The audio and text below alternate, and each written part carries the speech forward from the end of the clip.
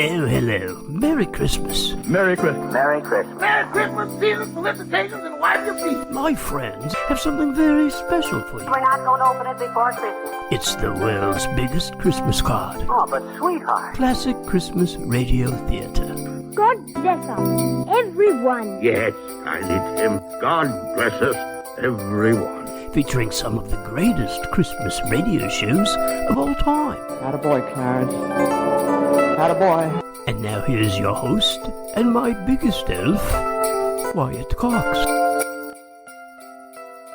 A first-time show that we have never aired on the Christmas program, and that is the Challenge of the Yukon from Christmas Eve 1953, that is 68 years ago. Paul Sutton starring as Sargent Preston of the Yukon.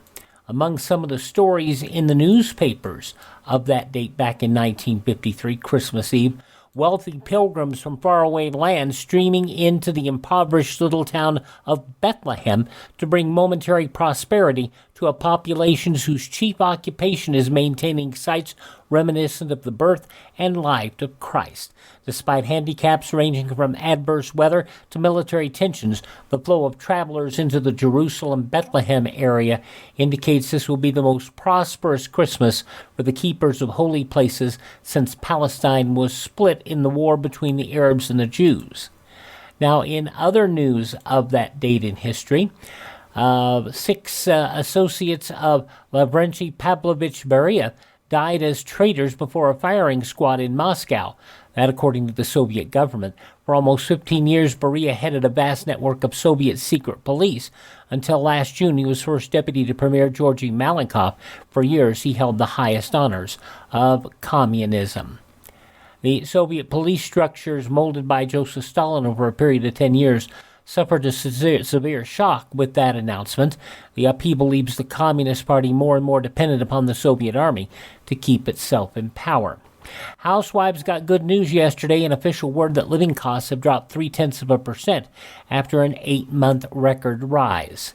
And the last 2 escaped convicts from southern Michigan prison captured in their hotel hideout after one last bid for freedom and will quickly headed back to Michigan. President Eisenhower threw the full weight of his international prestige into a forceful new prod to France to clear the way for a common European defense setup as a vital step toward peace. Francis A. Nixon, ailing father of Vice President Richard Nixon, reported somewhat improved, but still on the critical list at St. Joseph's Hospital in Phoenix, Arizona. And that's most of today's news stories of consequence from Thursday, December 24th, 1953, Christmas Eve. And coming up next, the Challenge of the Yukon. Thanks for tuning in to the 2021 edition of Classic Christmas Radio Theater. The Challenge of the Yukon, which, by the way, was put together by the same folks who did The Lone Ranger and The Green Hornet. And this program was originally broadcast twice a week on the Mutual Broadcasting System. This one, December 24th, 1953. It's entitled The Spirit of Christmas. Now, as gunshots echo across the wind-swept, snow-covered reaches of the wild Northwest, Quaker Puffed Wheat and Quaker Puffed Rice, the breakfast cereals shot from guns, present Sergeant Preston of the Yukon. It's Yukon King, swiftest and strongest lead dog of the Northwest, breaking the trail for Sargent Preston of the Northwest Mounted Police in his relentless pursuit of lawbreakers. On King, on you husky. Gold discovered in the Yukon. A stampede to the Klondike in the wild race for riches. Back to the days of the gold rush. With Quaker Puffed Wheat and Quaker Puffed Rice, bringing you the adventures of Sergeant Preston and his wonder dog, Yukon King, as they meet the challenge of the Yukon.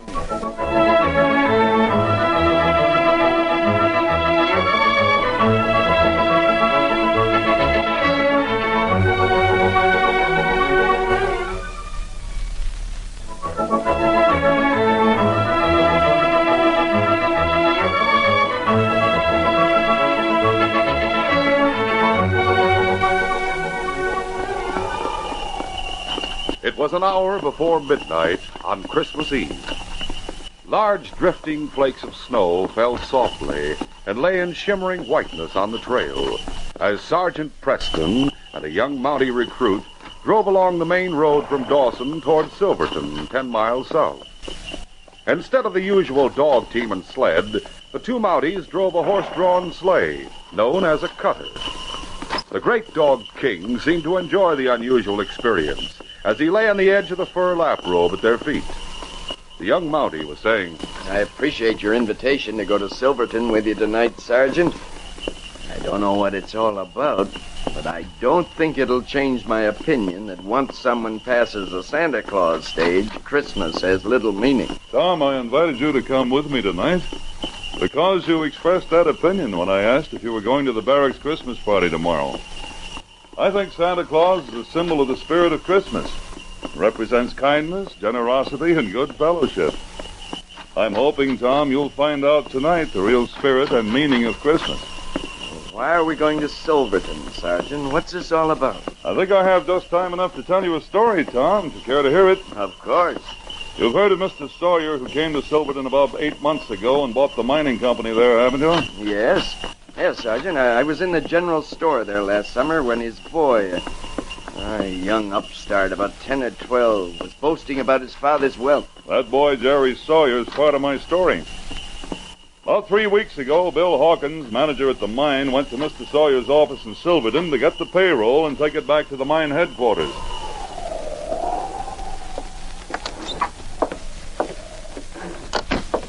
Good morning, Bill. Good morning, Mr. Sawyer. Is the payroll money ready? It came from the bank a short time ago. I'll count it and lock it in the bag for you to take out to the cashier at the mine. By the way, how's old Marlowe getting along? As a matter of fact, sir, Marlowe resigned. He took a job at the bank in Dawson. Huh? Well, I took on a new man last week. Nice young chap who was recommended by Marlowe.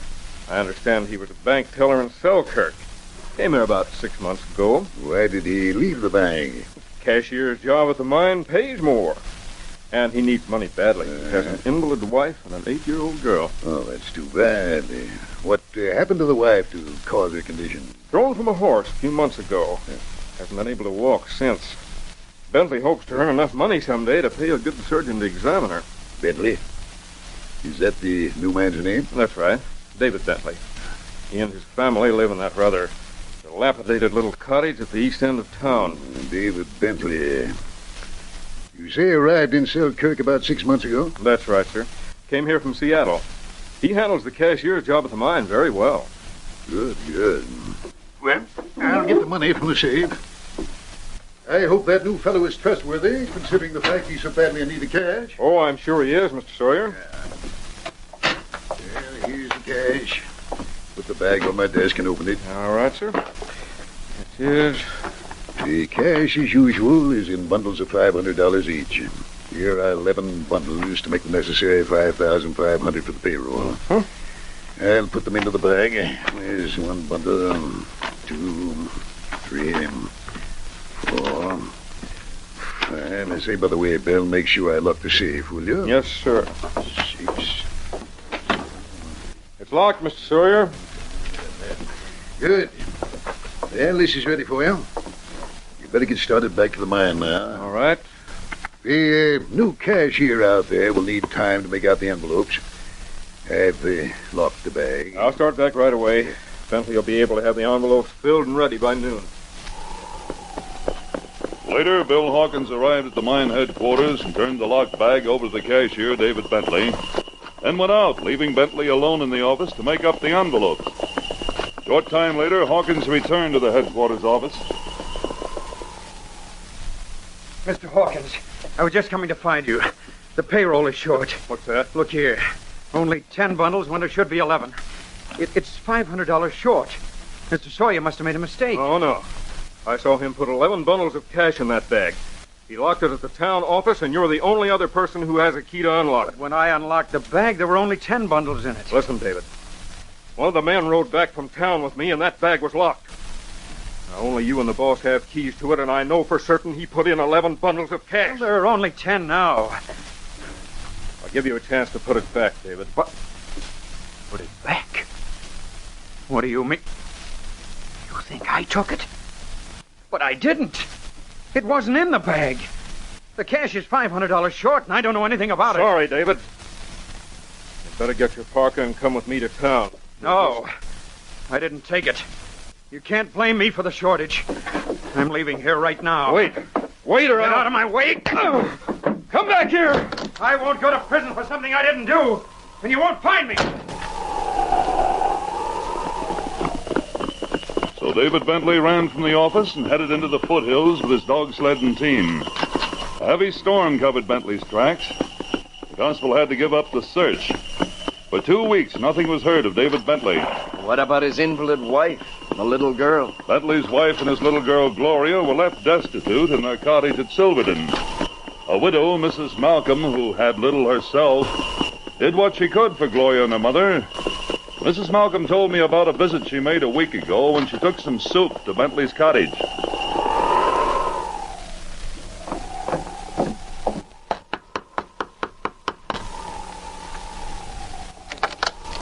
Good morning, Gloria. I brought a bit of soup for you and your mother.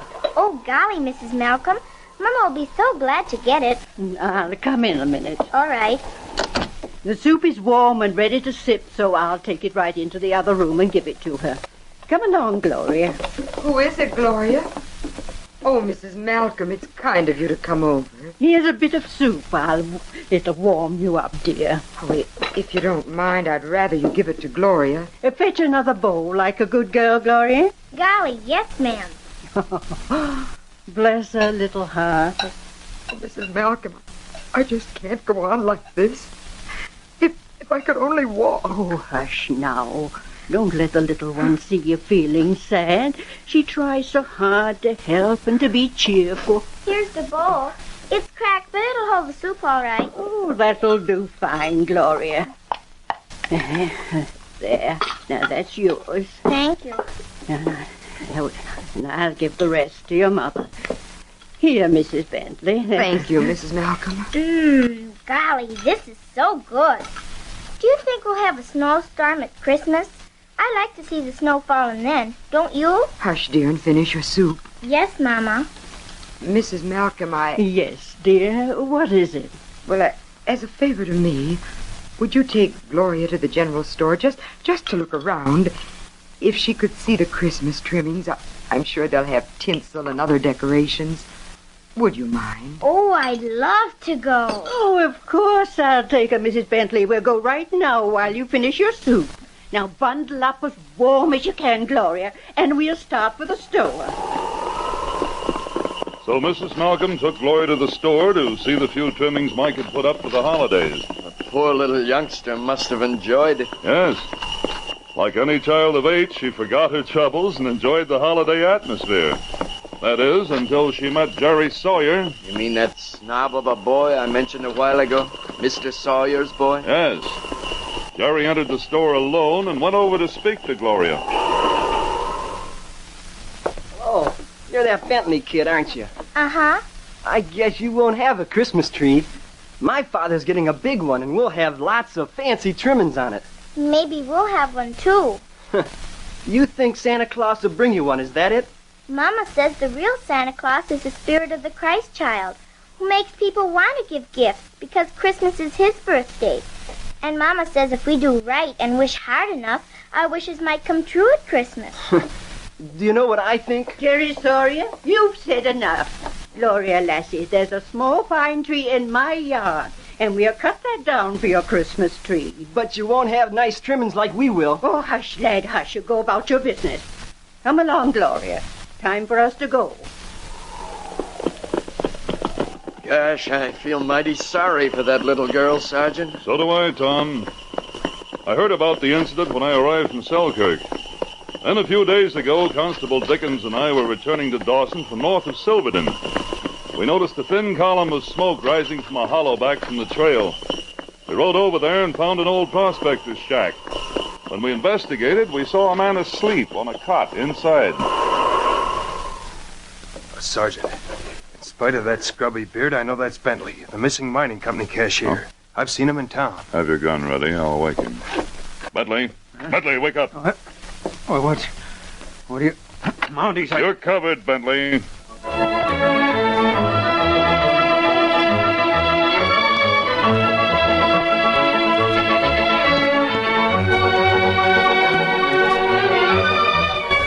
Now to continue. After surprising David Bentley in the cabin and waking him, Sergeant Preston and the constable stood over him with drawn guns. David sat up and then spoke. I don't have a gun, Sergeant. We've been hunting you for that mine office robbery. I didn't steal that money. Look, would I be here now like this if I had the cash? What do you mean? I haven't eaten for days. My dog team is gone. The dogs left because of hunger. If I had cash, I could have gone to some trading post for supplies. All right, Sergeant. Take me back. I can't stand it any longer. I'm worried sick about my wife and little girl. I can't stand it any longer. I can't. Sit down, Bentley. Take it easy, fella. That missing cash, if I could only find out where it went, but only Mr. Sawyer and I had keys to the bag. If he didn't make a mistake, then he must have taken out a bundle of cash deliberately, but why? Why? He'd have no reason to take it. I know. Of course, he knows I'd get the blame if anything were missing, Does but still... Mr. Sawyer know you, Bentley? No, we never met. Bill Hawkins hired me. The only Sawyer I knew was a wealthy surgeon back in Seattle. He had reason to hate me, but he left Seattle, and I haven't heard of him since. Maybe he's... Oh, no. No, this couldn't be the same man. Anyway, Mr. Sawyer didn't even know I was working for the company. Tell me, did that doctor have reason to leave Seattle? Yes, he left to avoid arrest. Did he have a family?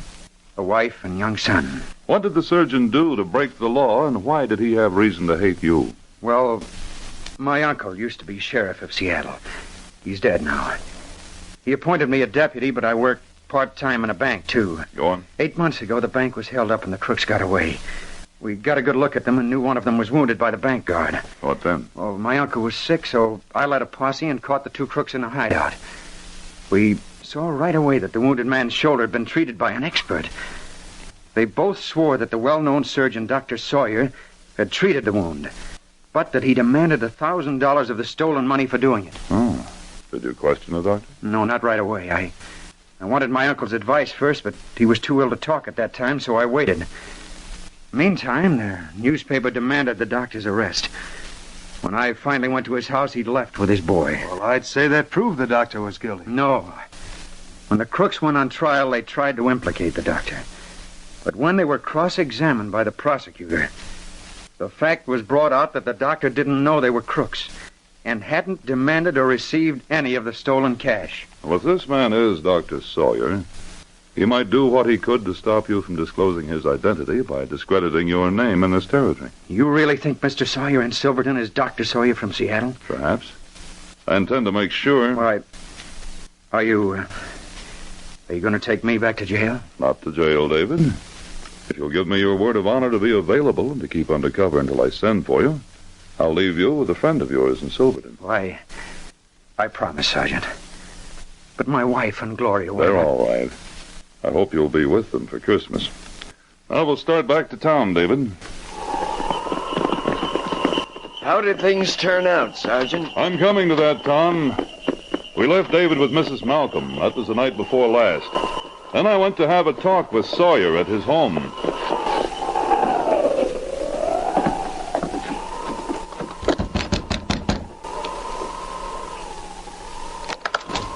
Well, Sergeant Preston, come in. Thank you, Mr. Sawyer. Did you bring news of the missing cashier? Yes, Dr. Sawyer. Dr. Sawyer, how did you find it? Well, me and you made a mistake. The slip you just made proves I'm right. I've talked to David Bentley, Doctor. I know all about the Seattle affair. I came here to get you to admit you framed Bentley. Hold on, Sergeant. You should know how it feels to be wrongly accused, Doctor. Wrongly accused? Does that mean you believe the accusations against me were false? Yes, and so does David. Your name was cleared back in Seattle. What? He tried to find you to let you know. Thank heaven. Now you must clear Bentley, Doctor. Yes. That's the first thing I want to do. I admit there were only 10 bundles of cash in the bag. I took one out without Hawkins' knowledge just before I locked the bag. I suggest you make a public statement that the missing bundle has been found, and that you apologize to Bentley. Yes, I'll do that, Sergeant. And I'll compensate him for what he's going through. Day after tomorrow is Christmas Eve. Make your public statement, Doctor, and I'll talk to you again before you see David. I'll do anything you say, Sergeant. Anything. Gosh, Sergeant, what happened then? This morning, the Silverton paper carried the doctor's statement clearing David Bentley. We're entering Silverton now. I've sent word for David and Mrs. Malcolm to meet us outside the Bentley's cabin. We'll stop at the Sawyers and have him and his boy go out there with us in the doctor's sleigh. You'll be a witness, Tom, to the climax of my story. Get there! Come on now!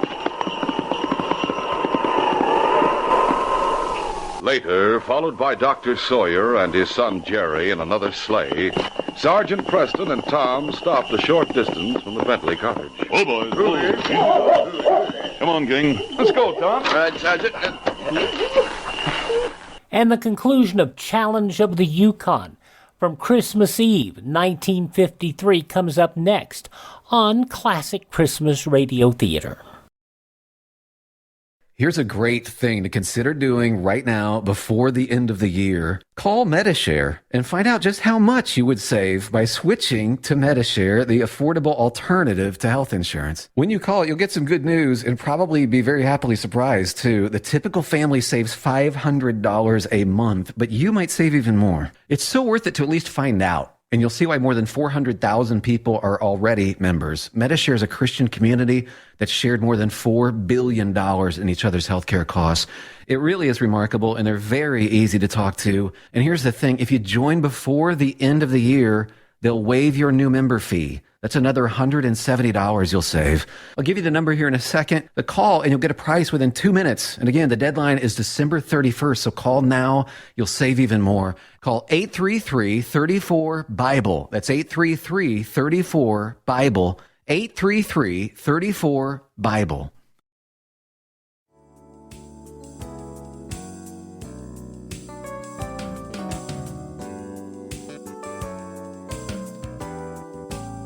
Thanks for spending part of your Christmas with us here on this 2021 edition of Classic Christmas Radio Theater. Challenge of the Yukon began on Detroit's WXYZ back in January of 1939. The name would be changed to Sargent Preston of the Yukon in 1950 and remain in that name until its conclusion on the radio in June of 1955. It spent almost all of its time right on the Mutual Broadcasting System. The role of Sargent Preston played by different actors over the course of the run. J. Michael originally played Bill and Butch Cavendish over on The Lone Ranger, originated the role. He played the Mountie from 1939 into the mid-40s. And then former movie actor Paul Sutton took over the role, as you hear here, very briefly by Brace Beamer when The Lone Ranger ended in 1954, but Sutton took over again by the time of the final broadcast. Okay, and that's what we are listening to today, the Sargent Preston of the Yukon. Challenge of the Yukon. Yukon King, the fine dog. And, you know, brave Alaskan husky who had a keen instinct for sensing criminals and was equally valuable dealing with wild animals, once in script saving a small child from a wolverine. So there we go. And by the way, King's barks portrayed on the radio by animal imitators, usually sound effects artist Dewey Cole, later actor Ted Johnstone. But there was a backstory on King, and I didn't know this. As radio historian Jim Harmon recalled, King had been a husky puppy raised by a mother wolf. Now, when a lynx attacked the wolf and her cub, Sergeant Preston arrived in time to save King. Preston then raised the animal as his own dog team captain. The conclusion of Challenge of the Yukon in 2 minutes right here as Classic Christmas Radio Theater continues. Now on Classic Christmas Radio Theater, the conclusion of Sargent Preston of the Yukon, Challenge of the Yukon, from Christmas Eve 1953, 68 years ago. Why are we stopping so far from the cottage, Sergeant? Well, I thought it would be a good idea to surprise Mrs. Bentley and the little girl. Yeah? Let's go. When they reached the cottage, Mrs. Malcolm and David were waiting outside. Sergeant, you're right on time. You remember Dr. Sawyer? Yes, I... David, I'm deeply sorry. Oh, it's all right now, Doctor. Shall we go in now? Yes, we'll go in quietly. Sergeant Preston quietly opened the door, and as the group tiptoed in, they saw Gloria's scraggly little pine tree near the window. Bows made of bits of ribbon and little balls of cotton were its only trimming. They stopped when they saw a small figure kneeling near the tree. Gloria, intent upon her bedtime prayers, didn't see them in the darkened room. They listened. Thank you, dear God, for my beautiful little Christmas tree. And please, for my Christmas wish, make Mama well again and bring Daddy back to us. Please, let the Spirit of the Christ child hear my wish and make it come true. Thank you, God. Amen. As the small child finished her short, pathetic prayer, a moonbeam broke through the clouds and shone through the window like a silvery spotlight from the heavens, touching the little tree and sparkling in the ribbon bows. Then David spoke softly, brokenly. Gloria? Honey, I've come home. Daddy! Oh, Daddy, I knew you'd come. I knew my wish would come true. Bless her trusting little heart. That little tree, it seemed to be touched with the whole spirit of Christmas. A little touch of faith and hope went into every little bow on its branches, sir. Each one made by Gloria's own hands. These people with you, Daddy? All good friends, honey. Gloria? Who's out there? Gloria? I'm coming, Mama. We'll all go in. Turn up the lamp, dear, so I can see who's with you. I'll turn it up, Anne. David. Oh, David, you've come back to us. Yes, dear. I've come home to stay. Everything's all right now. I've been cleared. Thank heaven. But who are Sergeant Preston, Constable Lewis, Mrs. Malcolm, and Dr. and Jerry Sawyer. Mrs. Malcolm. Hello, Mrs. Bentley. You're Dr. Sawyer? The famous surgeon from Seattle? Yes, Mrs. Bentley. And perhaps the spirit of the Christ child Gloria has so much faith in will grant her wish and give me the power as a surgeon to make you walk again. I feel sure it will happen if you will permit an operation. Oh, golly, Mama. Then I'll get both my wishes. Jerry, now you see that what Mama told me about the spirit of Christmas is right. Gosh, I guess it is. Dad never told me anything like that. Well, I've just learned about it myself, son. I'm glad we found out together. Doctor, it's time to bring the sleighs to the cottage. Come on. Yes, Sergeant. A short time later, Sergeant Preston and the doctor drove the two sleighs to the front door. Jerry, look out the window, quick! They're carrying in lots of packages. I helped wrap some of them. Oh, even King is excited. There you are. Gifts for everybody. Yep, heaps of them. Oh, look, Mama, a big doll, a beautiful doll. For you, Gloria, from Jerry. Look, the snow is falling against the window again. And it's just midnight. Oh, we'll have a Merry Christmas after all. Oh, David. Now, everyone, before we open the gifts, let's stand around Gloria's beautiful little tree and sing a Christmas carol. It's a good idea. Wonderful idea. Gosh, Gloria, now I believe what you said at the store. I'll always believe it. All right, folks. We'll sing Come All Ye Faithful. Ready?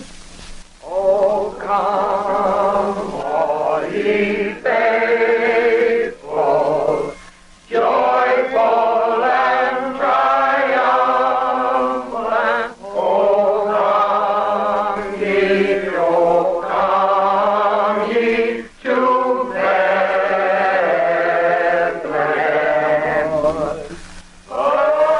Sergeant, in a simple home, I real spirit of Christmas. I'm glad, Tom.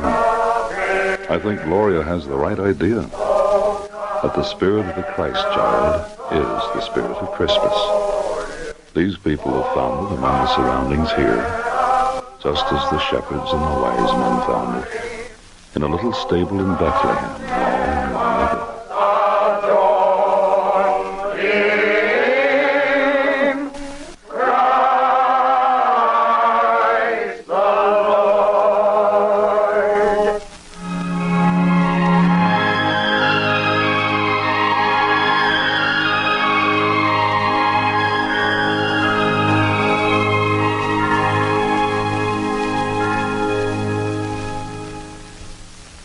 We'll return in just a moment with a word about our next exciting adventure. Well, sir, fellas and girls, tomorrow is the day you look forward to for so long. Yes, and right here is someone who wants to say something to each and every one of you. Here is Sergeant Preston himself. And naturally, I don't have to tell you that King is here too, right beside him. Fellows and girls, King and I just want to say this. We hope that you and all your family and friends have the most wonderful Christmas ever. How about it, King?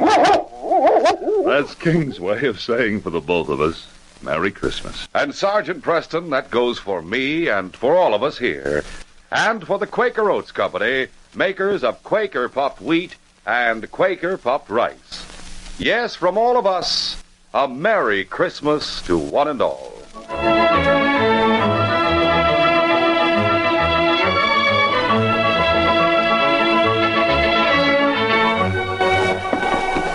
A killer named Ham Minden hurried to the Sawdust Cafe in the town of Prince Albert to meet his partner, Lima. Lima, I just found out Bill Dismal struck it rich. What's that to us? I have a foolproof plan to steal his gold. Forget it, Ham. With Preston in town, we'll have to toe the line of the law. No redcoat's going to keep me from that gold. I'll kill Preston if I have to get it. Making his regular patrol of town, Sergeant Preston didn't suspect that two greedy killers were calmly and meticulously plotting his death. Be sure to hear this next exciting adventure. The part of Sargent Preston is played by Paul Sutton. Sergeant Preston of the Yukon is brought to you every Tuesday and Thursday at this same time by Quaker puffed wheat and Quaker puffed rice, the breakfast cereal shot from guns. This is J. Michael wishing you goodbye, good luck, and good health from Quaker puffed wheat and Quaker puffed rice. So long. From Christmas Eve 1953, the challenge of the Yukon. Speaking of challenges, the poor challenges that Molly McGee has to face, dealing with Fibber McGee. This episode of Fibber McGee and Molly from December 1st, 1955. So don't throw your jacket there, dearie. Hang it up. And take your hat off the floor lamp. I've got the house spick and span, and I want to keep it that way till she gets here. Okay, Tootsie. You know me. Old John J. Helpful himself. Yes, John. Any little thing I can do to help my wife keep me from littering up the love nest, I'm only too glad. Who'd you say's coming? The president of the garden club, Mrs. Flora Compost. The Mrs. Compost. Oh. She the one that lives in that great big house out at Vista Heights? The one that her husband got rich in the fertilizer business? That's the one. She's coming over at 4 o'clock this afternoon for a cup of tea. All the way from Vista Heights. Seems like an awful long trip just for tea, kiddo. Shouldn't you ought to give her a liverwurst sandwich or something? Oh, stop kidding. I'm serious. Okay. Well, anyhow, the garden club is a pretty exclusive little group, and Mrs. Compost only asks a few new members to join each year. Yeah? So she's going to invite you to join, huh? Well, I don't know for sure, but she did tell Mrs. Spradley that she wanted to meet me. So naturally, I want to make the best possible impression. Well, don't you worry about a thing, Tootsie. Old Dad is with you all the way. If old Dad would take his feet down off the coffee table, it'd be a step in the right direction. Check. No kidding, Molly. I won't mess up a thing this afternoon. Well, she isn't coming for hours.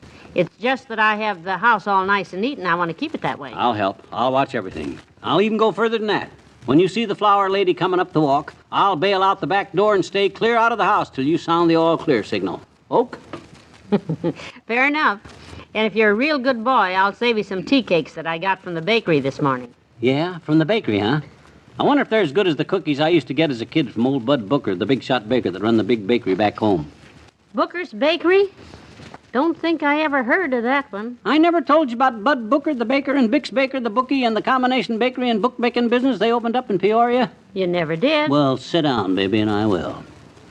You see, old Bud Booker was a real good baker, and the buns Bud baked were the greatest. Oh? And when Bud bought the bakery at Broadway and Bates, Bix Baker, the bookmaker, rented space in the rear, and Booker baked buns and bread in the bakery while Baker made book in the back, see? Took bets from people, huh? Yep. Well, the bakery business was pretty good, but the bookie business was better because Booker took to making bets with Baker the bookie, and Booker's horses never come in. Kept losing, did he? Steady.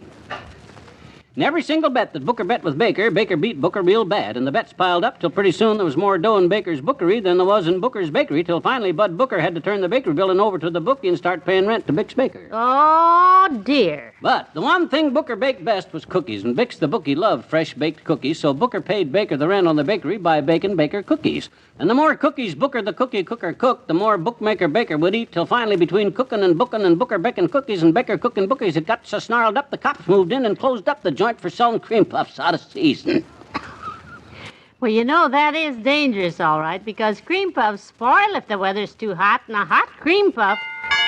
Come in, come in. Oh, Mr. Wimple. Hello. Hello, folks. Hi, Wimp. Getting colder outside, ain't it? Yes, it is quite zippy out. That wind makes a smile from my wife's mother seem almost warm. I was just reading the weather forecast in the morning paper a while ago. It says a storm is moving down from the north, and we'll probably have snow tonight. No kidding. Snow, huh? That's what the paper says. Well, I guess this is as good a time as any to start wondering where the heck my snow shovel is. You know? No, not offhand, I don't. Don't look at me, Mr. McGee. Took me all morning to find mine. I wonder if that shovel's out in the garage. Or maybe... Well, where'd you find yours, Wimp? Where I hid it last summer, in the attic. You hid it there yourself? Yes. Sweetie Face, my big old wife, and I went to a movie one night, and the heroine in the picture slugged her husband with a long-handled snow shovel. When we got home, I hid ours. Taking no chances, huh? Well, she's a very impressionable girl, you know. After we saw the opera last year, she didn't yell at me for a week. She sang at me. Really? It was horrible.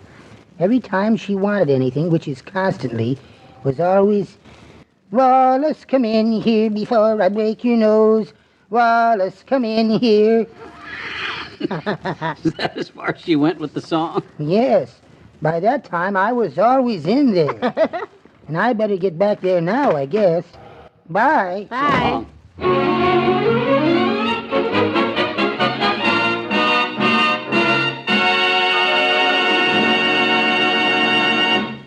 3 o'clock. She won't be here for an hour yet. I'll put the tea on about 5 minutes to 4. That's the darndest thing, Molly. I wonder who the heck has got my snow shovel. You looked in the garage, huh? Yeah, it's not there. I went down the alley to Teeny's house, too, but her folks haven't seen it either. Les Nelson isn't home, so it could be there, but I don't know if I ever... Well, don't worry about it. And pick your jacket up and hang it up again, will you? Let's keep the house neat. I spent all the morning getting it straightened up. Is that her, that Mrs. Compost? Because I'll duck out the No, back... no, not due for an hour yet. Come in. Oh, hello, Dr. Gamble. Hiya, Molly. And good afternoon to you, Quince Face. Hiya, Skin Stitcher. I hear you're doing some wonderful work at the hospital these days. Well, thank you. I don't know what you... Did you hear about Doc's new discovery, Molly? Uses sound to cure his patients. Huh? Sound? Yeah. Over at the hospital, they say no matter how sick their patients are, the minute they hear the sound of Doc Gamble closing the door to go home, they feel better immediately. Oh, McGee. And if you hear a sort of a squashy sound, Molly, that'll be your friend here getting his little fat nose full of knuckles. Not in the living room, though, Doctor. I'm expecting a guest at 4 o'clock, and I want to keep things tidy. Don't worry about him poking me in. Hey, incidentally, Doc, is my snow shovel over at your house? Paper says snow tonight. Your snow shovel? Yeah. Nope. I happen to be one of the wealthy upper classes who owns his own snow shovel, Sonny. Stop worrying about the snow shovel. If we wake up marooned tomorrow, the city will send in a snow plow, won't they, Doctor? Yeah, sure. I'll even have a helicopter drop supplies to you, Warthead. In fact, if you'll stand outside there, I'll have them drop the supplies on you. They don't even need a helicopter. They could fly you over here, you big blimp. Anything as big as you are and as full of hot air could fly without any... Oh, I'll get it, Molly. It saves time. Hello, Gamble speaking. Yes, Miss Ogilvy? That's his nurse. He what? Face is flushed and he has a feverish look in his eye? Poor Dr. Gamble never gets a minute to relax. Well, loosen his tie, Miss Ogilvy, and roll up his sleeves. And tell them to start dealing. Yeah, get the chips out. I'll be right there. Goodbye. Emergency kid's got to run. Goodbye.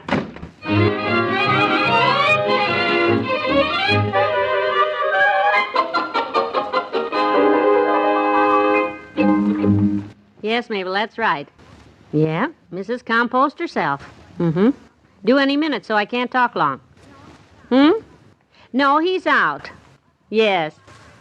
Oh, I certainly am. Although he has been very good all day about not messing up the house. He went next door to look for his snow shovel. What? I know. The afternoon paper came a while ago, and I saw the forecast, but McGee has... Uh-oh. I hear somebody outside, Mabel. It may be her. Bye. Oh, I hope my hair's all right. The house looks perfect. Hey, Molly, I found it. I just remembered where my snow shovel is, I think. Oh, you. Well, good. But let me read you something in the late paper. You may be interested. I was over at Les Nelson's when I remembered where that shovel is. It says here that the storm which dropped 6 inches of snow on the northern part of the state this morning has veered eastward, and no snow is expected in Wistful Vista this week. Yeah, Les gave it back to me last spring, and I put it right here in the hall closet. What? Oh, no. Don't open that hall closet. I gotta find my shovel.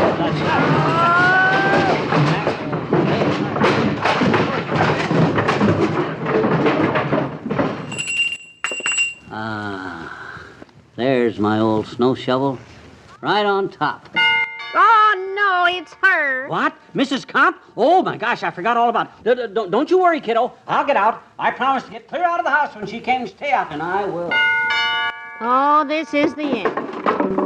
Oh, well, might as well face it. Hello, Mrs. Compost. Do come in. Watch the moose head there. Don't tear your mink coat on the roll of chicken wire. Just step over that mandolin and let me have your hat, and we'll have a nice cup of tea.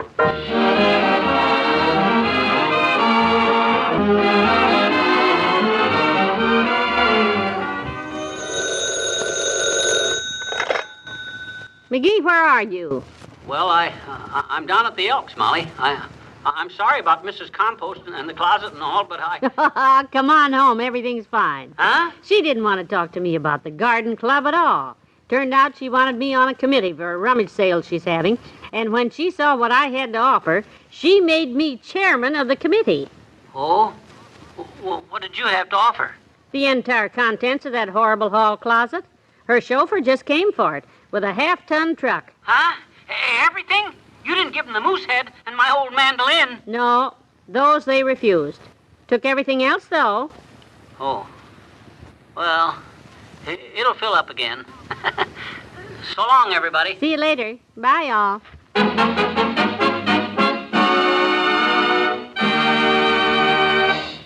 Oh, my gosh.